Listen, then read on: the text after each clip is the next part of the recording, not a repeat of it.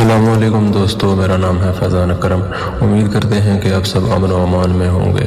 Channel پر نئے آنے والے دوستوں کو خوش آمدید کہتے ہیں۔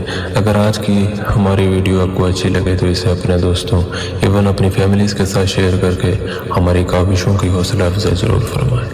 تو معزز سامعین، اللہ تعالیٰ نے انسان کو روح اور جسم دو چیزوں کے مرکب سے پیدا فرمایا ہے۔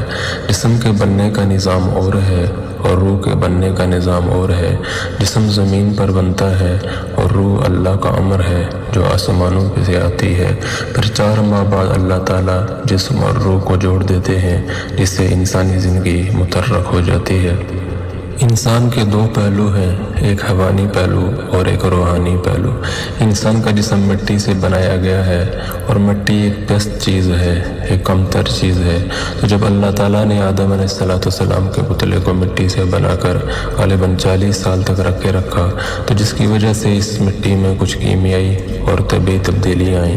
چونکہ مٹی ایک پست چیز تھی تو رونما ہونے والی تبدیلیاں بھی کمتر تھی، جس سے انسان کا ایک حیوانی پہلو سامنے آتا ہے، جس کی وجہ سے انسان میں ظلمت اور حیوانی جبلتیں پائی جاتی ہیں۔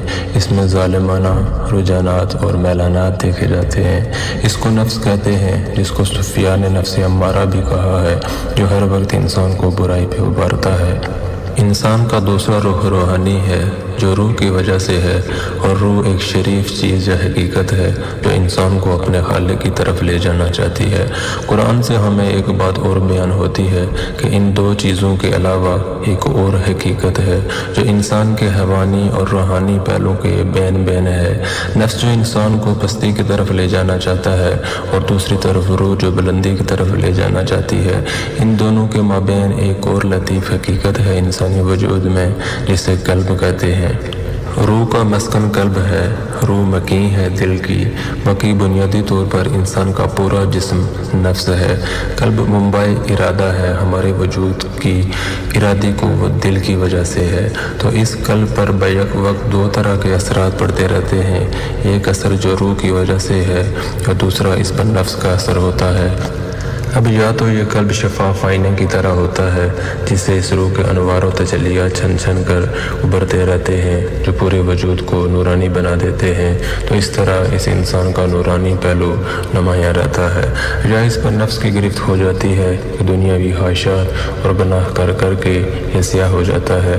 اس کا حدیث مبارکہ میں ذکر کیا گیا ہے کہ جب انسان ایک گناہ کرتا ہے تو اس کے دل پر ایک سیاہ داغ پڑ جاتا ہے، اور پھر توبہ نہ کی اور پھر گناہ کیا اور کرتا ہی گیا تو اس انسان کا سارا قلب سیاہ ہو جاتا ہے۔